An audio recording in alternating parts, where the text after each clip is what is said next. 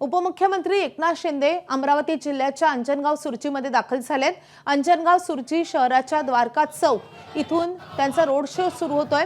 20 डिसेंबर रोजी अमरावती जिल्ह्यामधल्या अंजनगाव सुरची नगरपालिकेची निवडणूक पार पडते।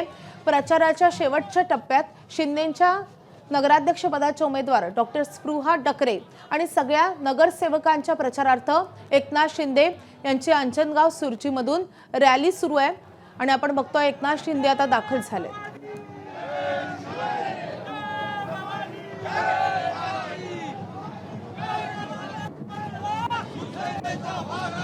तर उपमुख्यमंत्री एकनाथ शिंदे अमरावतीच्या अंजनगाव सुरचीत दाखल झालेले आहेत। त्यांचा रोड शो आता सुरू होतोय।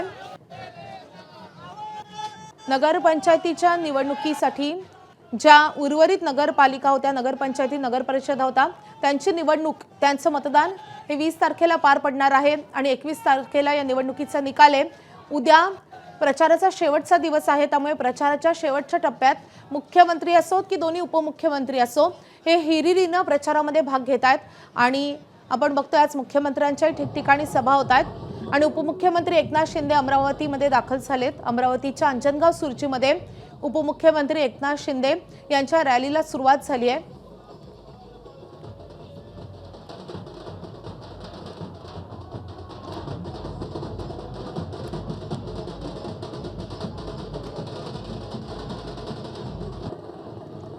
या संदर्भात अधिक अपडेट देण्यासाठी आपले प्रतिनिधी प्रणय निर्माण आपल्या सोबत आहेत। प्रणय, उपमुख्यमंत्र्यांच्या रॅलीला सुरुवात झाली आहे।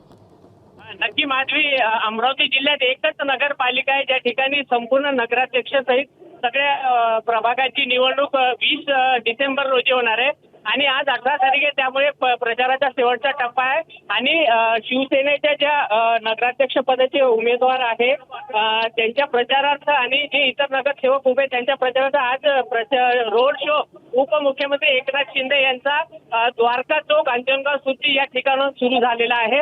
जवळपास 1.5 ते 2 किलोमीटर पर्यंत हे मध्य शहरातून रोड शोला सुरुवात झालेली आहे आणि प्रचंड शिवसैनिकांची या रोड शो मध्ये उपस्थिती आपल्याला पाहायला मिळते आणि पुष्पवृष्टी करून जे एकनाथ शिंदे आहे यांचं स्वागत महिलांच्या वतीने आपल्याला करताना पाहायला मिळते।